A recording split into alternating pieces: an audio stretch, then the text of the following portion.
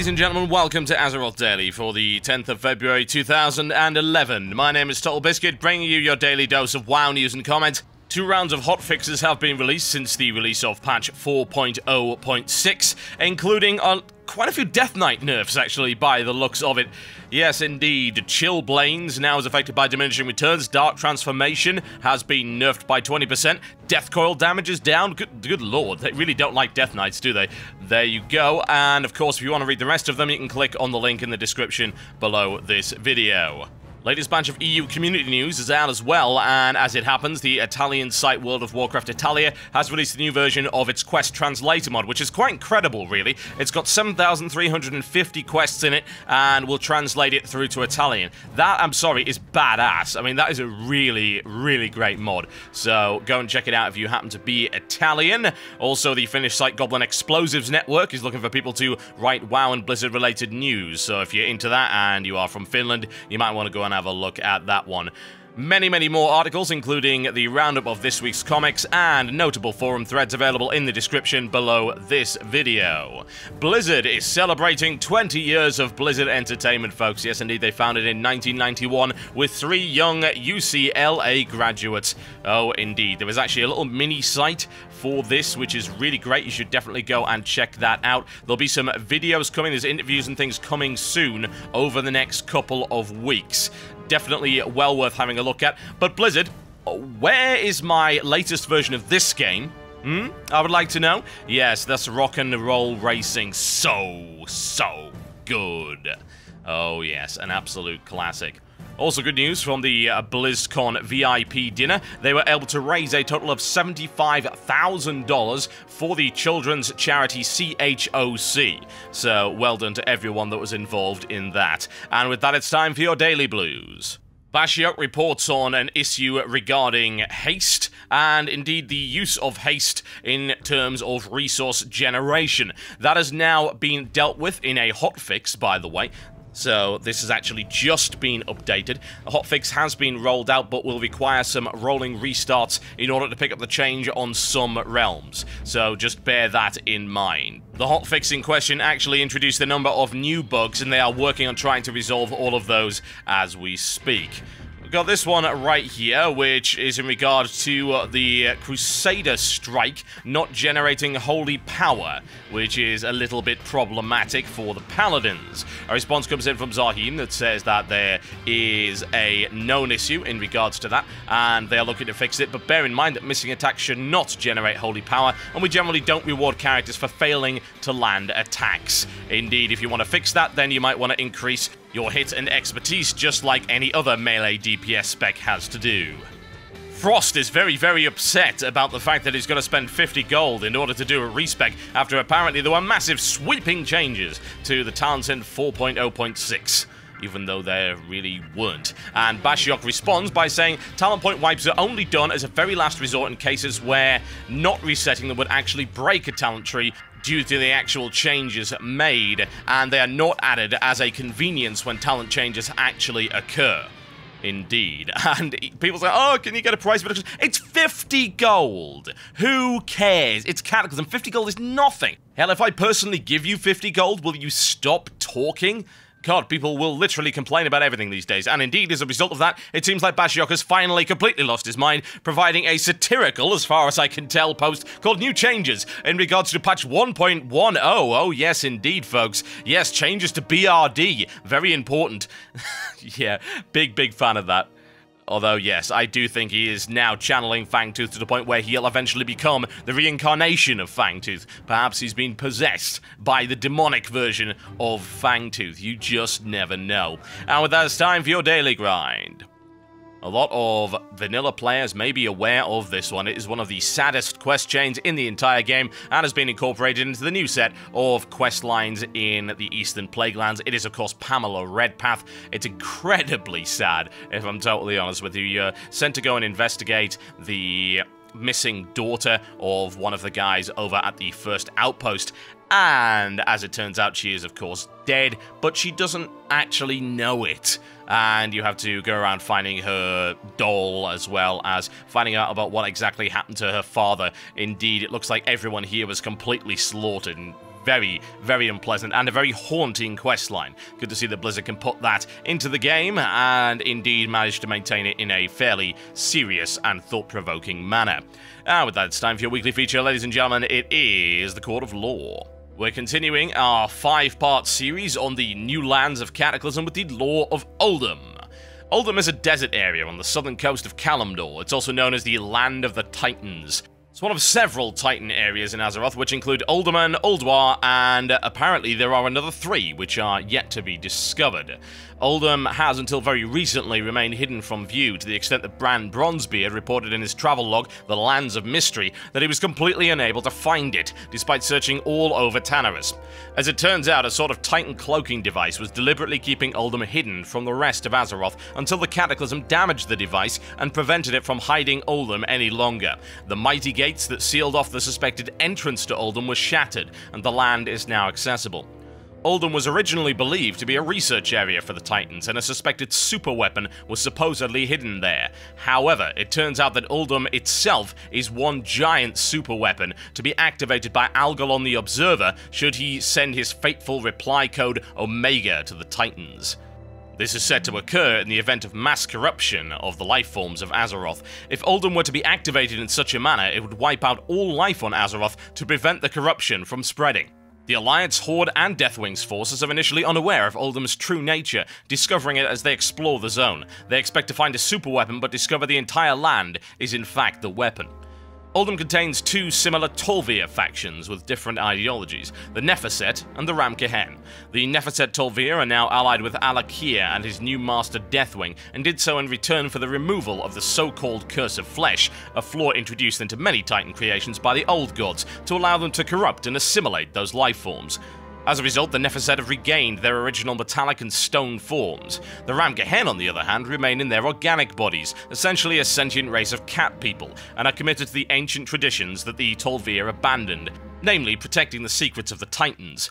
This has resulted in them coming into conflict with the Nephicet, and they have suffered as a result. The city of Orsus, which resisted the offer of Deathwing and Alakia, was buried beneath the sands by Alakia's minions in retaliation for their refusal. Above Uldum floats the Skywall, the domain of Alakia, Lord of the Wind, who must be defeated if Uldum is to be truly secured against Deathwing's influence. And since we didn't have a show yesterday, it's of course a double feature, and today's feature will be Mod Your WoW.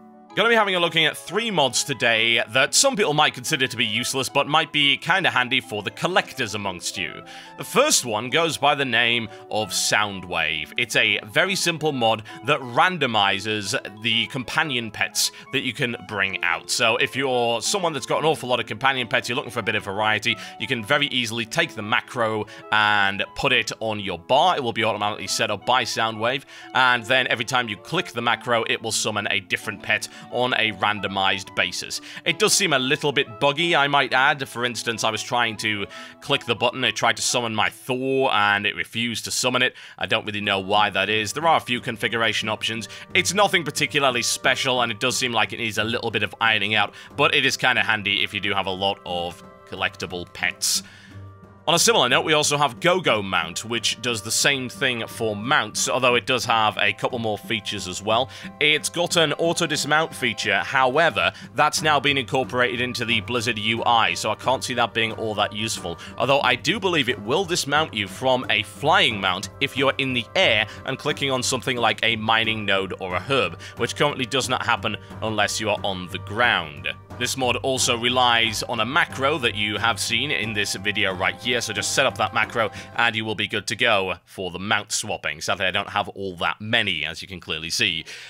And now we also have Collectinator, which is by far the best of the 3, and it's useful for tracking your progress in terms of how many pets you've collected. It has a very comprehensive list. It can scan your current pets and determine exactly which pets you have and which pets you haven't got. It's got a little progress bar right there, and it also tells you exactly where to get the other pets.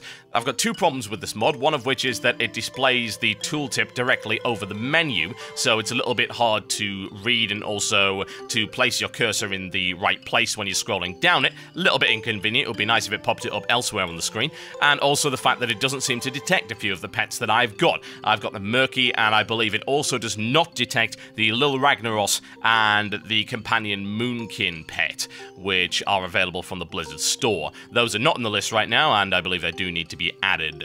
Okay, folks, there you go. There's your roundup for mods for this week. If you happen to be a bit of a collector, hopefully that will be useful for you. And with that, it's time for the mailbox. This one comes in from Chris, who says, "Hey TB, ever since the Dungeon Finder came out, I thought it was a great tool. When I saw they buffed Luck of the Draw, I was like, hey, not bad. I normally run with guildies and don't really like running pugs, but when I'm trying to get my Valor points, I sometimes end up doing so. My main is a Paladin. I know you hate all Paladins, but I'm okay with it. I recently changed my specs around, and I'm currently Prot and Holy, and went into the random with Luck of the Draw being 15%. It was Heroic Grim Batal. We got to the first boss, steamrolled through the trash. I got to the boss and asked, does everyone know the fight? Everyone responded, yes. So we go to the boss and everyone does not move out of Blitz. Let me take the ads as a healer, except the Purple Trog, and expects me to heal them till I'm With the 15% buff for Puggers, it makes me think, oh, with the buff we can live through everything and we will be fine. Do you agree? Also, pugs can die in a raging fire of all time, in my view, for them being retarded and simple-minded lately. Thanks for your time. P.S. Note to everyone, don't piss off your healers and tanks and do something stupid. We will let you die. I know I do. This is the problem with the Luck of the Draw buff, is that it discourages people from getting better. It gives them no incentive or reason to get better. It makes things much, much easier. I know Blizzard have come out and said, oh, this doesn't actually affect the one-shot abilities, but, well, it will an awful lot more rapidly. I'm sure it affects some of them, especially for, say, the tank that has a larger HP pool. You notice that a lot of the one-shot abilities, they're not doing 5 billion million hit points worth of damage. They're actually doing an amount that can be outscaled, and I think will be outscaled as we go through. And I don't think it's wrong for heroics to be eventually outscaled. That's gonna happen, inevitably. But I don't believe it's okay to accelerate that process. It comes down to the fact that with that 15% extra leeway, you can be lazier, and encouraging lazy behavior causes exactly what we saw in Wrath dungeons, whereby people just didn't care. No, I'm just going to stand the fire because it won't kill me. I'm just going to hit by this ability because it won't kill me, blah-de-blah. And while that attitude doesn't work as well in Cataclysm, encouraging it is only going to make pugging even worse. They put it in there specifically so that people like you that usually run guilds and occasionally have to go pug would have an easier time of it, and it was compensated for the fact that there was a lack of communication and coordination. But in reality, I think it's just going to make people play worse, and that's actually going to have a negative effect in the long run on how easy, or indeed how interesting, or maybe even both, the Cataclysm dungeons are. If that happens, then we can expect further nerfs, and that does not make me happy one little bit. This one comes in from JD Quarren, who says, I played a mage for around 5 years, and I've noticed that a lot of people have been asking me for portals. Around a month before Cataclysm was released, I re-rolled a warrior, because I wanted to try out tanking. And a few weeks later, Blizzard decided to remove all the portals in Shat and Dalaran. Nowadays, it's really hard to get portals, because for some reason, no mage got a minute to fix up a portal. I do understand that it can be annoying, I've had that experience myself, but I always try to help other players with a portal, as long as they come to me. The only way I can get a portal these days is if a mage from the guild is online. What is your opinion on the matter? Was it okay for Blizzard to remove the portals, and what do you think about mages being so lazy? Maybe you've been lazy helping players on your mage. Well, yes, I have. You want to know why? You have any idea how much spam I get every time I log in? It is ridiculous, and it's only magnified by the fact that I have people asking me for portals and things like that. I've gone to the point of saying, look, it is a service that I, as a mage, can provide. It does cost me money, but I'm not really concerned about the cost of the rune, because it barely even matters. I'm more concerned about the cost of the time. Because more often than not, I found that people are not willing to actually cooperate and make the experience easy. It's not a guy that's standing right next to me, you know? If a guy is standing right next to me and says, can I have a portal? And I'm not in a group and invites me to a group, chances are I'll probably do it, because it takes 10 seconds of my time. But more often than not, we've got people that says, can I have a portal? And they're not even in the same city. It's like, oh, can you come to me and give me a portal? Or, oh, I'm across the other side of the freaking city, and I'm just going to wander over there at my leisure. Oh, I'm going to grab 2 other guys as well, if you don't mind. Oh, they're AFK right now. Can you wait? Can you wait? And at which point I just say, no, I can't be bothered. It is a waste of my time, and as the goblins say, time is money, friend. So I don't really blame anybody who has stopped giving portals out to people, or indeed people who charge, simply because then you can justify spending the time. If people want to screw around but they're paying for it, okay, I can kind of tolerate that. If they want something for nothing, but they're not going to respect my time, then they can go to hell. Because in the time that they've taken mucking about to get that portal, they could have just flown there, for God's sake. So, yeah, like I say, mage portals to me are a service. Services should be provided for money within the game, as far as I'm concerned. We are not in a communist game, ladies and gentlemen. It's good old-fashioned American capitalism. Everybody loves it. There should be services provided for cash. That's just how it works. If you want to give people portals, fine, but as I say, I've had a bad experience in the past, many bad experiences, in fact, to the point where I simply do not bother anymore. Okay, folks, that's me done for today's Azeroth Daily. Thank you very much for watching. Apologies for the missing episode yesterday. I am trying to get things more organized. As you can probably imagine, doing this daily show takes a significant portion of my day, and I've been dealing with an awful lot of business calls lately and an awful lot of StarCraft 2 tournaments.